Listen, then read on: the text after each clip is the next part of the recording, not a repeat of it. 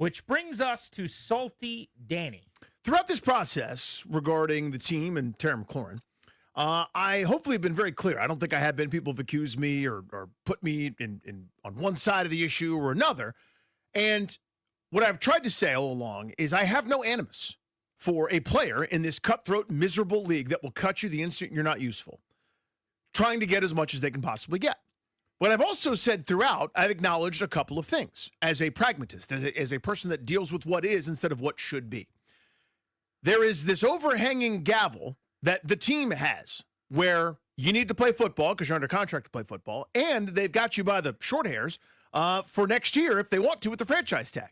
So you can be mad at the team for playing hardball. That's very reasonable to me. That's a great discussion, hypothetically, or in the fantasy world, that they shouldn't be playing hardball. Again, great conversation. We can absolutely have it. Here's the reality. You're under contract this year, and at a certain point, I said, I'll be looking at my watch going, there's going to be a time where it goes from, yeah, man, do you. Get what you can get. You have limited opportunities to do so. Fight for yourself. Advocate for yourself. Go get what you can get, man. I totally understand that, too. Okay, now you got to play football. Now you're under contract. Now it's time to show up and not ruin this thing. I can't have a non-ramped up Terry McLaurin.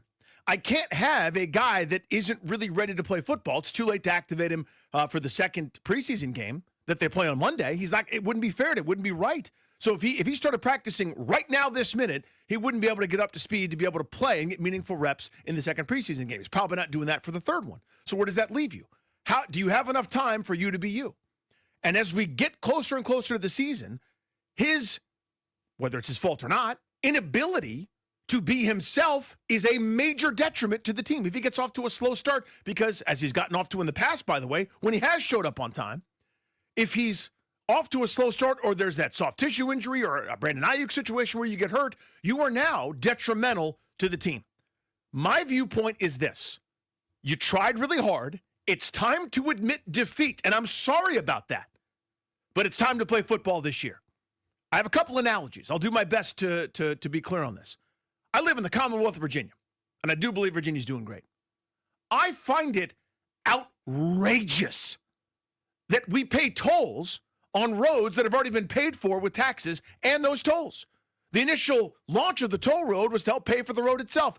I bet you it's been paid for. I bet you that road is just fine, and there's a great fund for that toll road. But no, you want my money. I find it outrageous in the Commonwealth of Virginia that I have to pay a tax on something I've already paid taxes on, which is my car tax.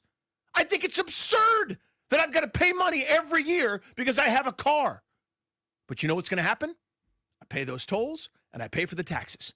I think it's stupid. I think the system is bad. I'd love for it to change.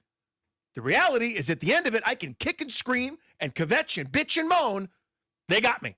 I don't want to be in violation. The state's going to win. The Commonwealth is going to win in that regard. Translate it to the team.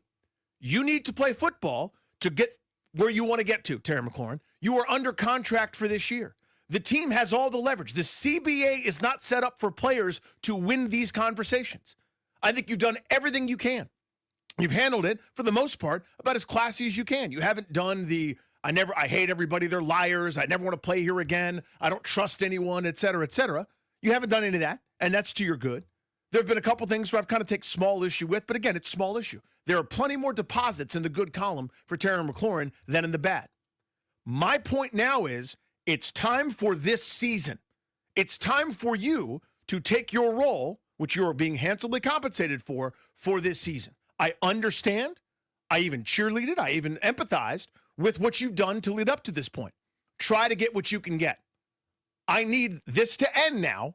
And you can, again, be mad at the team for not giving in, for not saying, but he's such a good guy, let's pay him more. The reality is they don't have to. They've got the hammer. One is an argument for what should be. The other that I'm making is an argument about what is.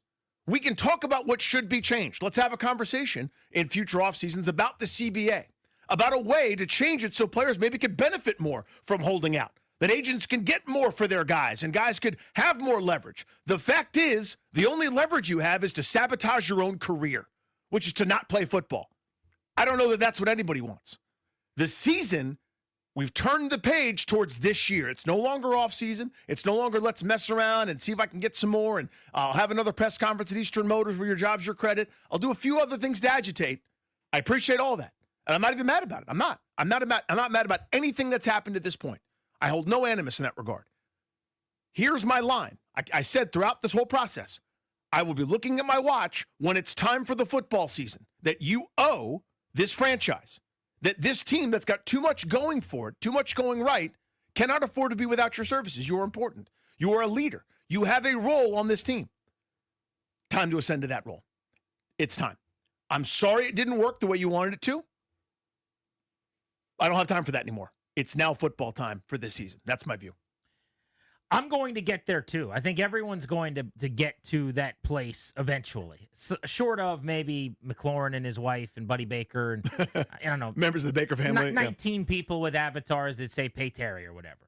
I think by and large, the vast majority of the fan base will come to a realization inevitably that he owes you a football season. And that this whole dispute, this big game of chicken, is about his next contract. He's already under contract and has been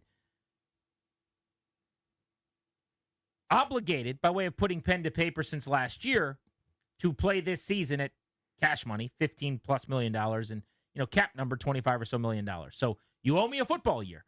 I'm going to get there. I'm just not there yet. So today's the day for you? Like you woke up and you said, today's the day. I don't give a damn who it is, Terry or anybody else. It's football time. And here's why. It's twofold. One, today sort of marked the unofficial, and I can't prove this. I could be proven wrong if he shows up to practice tomorrow when it's all done and he plays against Cincinnati. I'll eat my words. I'll say I'm sorry. But it felt like, okay, now there wouldn't be any way for him to get meaningful work in the preseason against the Bengals in preseason game number 2 with the other starters. And 2, this removal of the joint practices. That was going to be a way for him to ramp up, and that's been removed also. So to me, there's no real football action that he could possibly undertake. There'll be some practice moments where he's slowly eased in, but that's if he signs in a timely fashion. But to me, this was kind of the line of demarcation where I looked up and I went, all right, now it's too late to play against the Bengals. And when you compound that with the joint work against the Ravens taken away, I'm now significantly worried that he will not be able to be himself. And it's, again, I understand the goal. I know what he's doing, and I understand it. I even rooted for it, empathized with it. I've kind of been more cutthroat, I think, throughout, kind of going, you could say what you want, but the CBA is kind of set up for you not to win this thing. And that's kind of where I've fallen throughout. But, I respect his desire to get more. It's now time to put that aside from my view. And I understand that people aren't there yet. But today was the day that I got there. Yeah, so for me, it's just always been about the day that his holdout / hold in / fit, whatever we're going to call this thing, makes it harder to beat the Giants in week 1. That is when it's going to be no longer okay for me. The rest of it is just kind of noise, if we're being honest. My preference would be that he shows up with bells on and skips hand in hand with Jaden Daniels right. down to the practice field back in minicamp in May. I would have loved that. Or in June, he shows up at some organized team activities, training camp. Absolutely. Every single day, let's have Terry there. That's my preference. But as long as he was able to drag his feet and hold his breath and stomp and do all the stuff he wanted to do and scream about how he needed more money, I'm cool with that. Show up, go out and catch 7 balls for 103 yards and a touchdown against the Giants in a win. And I don't care about the rest of it. I don't think we're at a point on the calendar yet where week 1 in the Giants is really being influenced yet. Maybe that's the difference. It's right, and I think it is. You think he shows up tomorrow, they have a worse chance to play and beat the New York Giants on September 7th than if he doesn't. I don't agree with that. I think now the reasonable follow-up for you is, what is the date for me? Danny, I've been thinking about this for 3 weeks, for a month. I don't have a great number, but if you're going to pin me down right now, and I can't kick out on 2, I'm going to say August 25th, if I need to give you a date. That gives him a full almost 2 weeks. He's got 7, 8, 9, 10, 11, 12, 13 days of working out, practicing, catching passes from Jaden Daniels. Now, every day that he showed up before that, is still a benefit. I'm not suggesting otherwise. But I think if he showed up on August 25th and he had 2 weeks of practice leading up to the opener, I don't think their chances of beating the Giants drop at all. If they've got a 79% chance to beat New York right now with Terry McLaurin at full strength, that's still what they would have if he showed up on the 25th, in other words. So I'll just disagree that he, by not being there today, is costing them a percentage point to beat New York. I don't think we're there yet. So he's already, in his career, September's his worst month in terms of production. That's already, we've got that in the data bank. He's already a slow starter as it's been. I don't begrudge that, by the way, because the numbers have always ended up pretty good. But he has been a slow starter. That's even with him attending everything and ramping up. The fact that he's not going to play in the preseason, as I guess my response to you as someone who's been a big advocate of that, and for me, I'm the advocate for the joint practices as to being the more important work. Neither of us are getting what we want. So just regular old run-of-the-mill, go against air, shorts and T-shirt, maybe 1 or 2 padded practices, to me is not enough. We are now at risk because he's not going to be able to play in preseason game number 2, the game that the ones are really going to have significant time in, at least whatever significant means. That's been taken away now because of this process. And again, you want to blame the team. I get that. You're mad at them for being intractable and not just giving in when they don't have to. I understand that. And I think that's a different conversation. Here's what's pragmatic. Here's what is. You already mentioned it. Contract already signed. Team has you by the you-know-whats for the following year, too, if they want. You owe the football season. This football season, the business of it is starting now in earnest, where you need to be there to make sure that you're the best possible.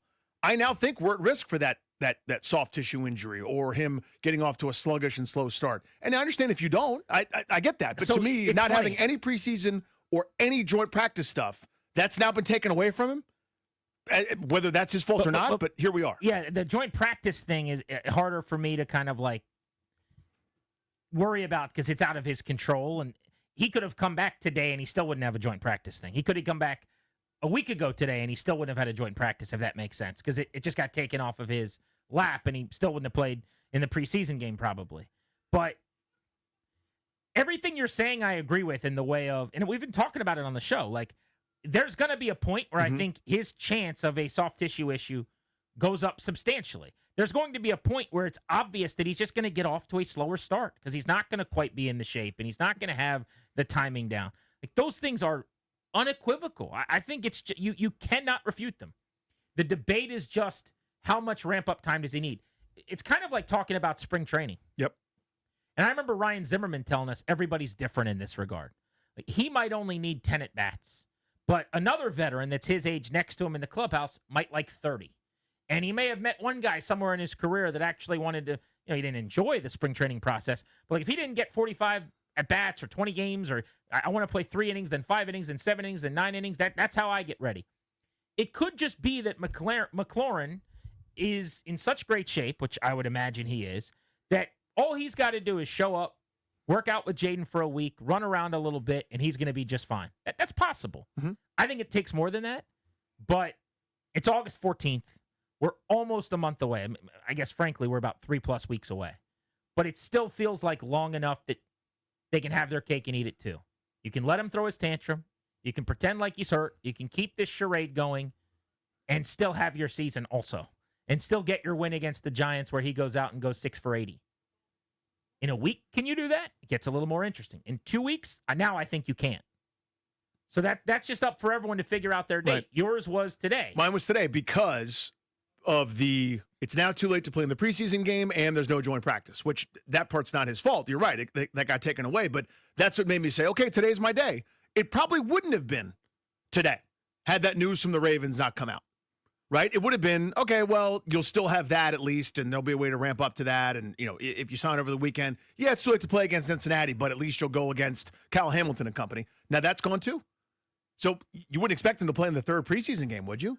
Like, let's say he signs Tuesday of next week. You wouldn't think he's playing Saturday, right? So you got no ramp up, no real ramp up other than whatever practicing you're doing, which, to me is not the same because the rest of the team isn't in that phase now. The ramp up phase happened in July where guys are, probably puking on the sideline and your pads are popping for the first time. And now we're in let's just make sure everybody's healthy going into the regular season against the Giants, you don't get a ramp up anymore. One was because of the Bengals and the calendar. The other, news that's out of your control with the Ravens. So Terry McLaurin crossed the line from, I understand you're frustrated and you can go throw your fit, to now you're annoying me and I need you on the practice field today for Danny. Yep. So I'm annoyed. I'm not angry at him. You've provided your caveat. Yeah, I am. Nobody's going to yell at you. Well, first of all, that's not true. You know that. I am going to yell at Well, don't worry about it. I've now crossed into, okay, I'm annoyed. Now is the time. So I need this to end for him. I need him to if this to get is just, I was annoyed 6 weeks ago. Mm-hmm. I was annoyed at the player and the team 3 weeks ago.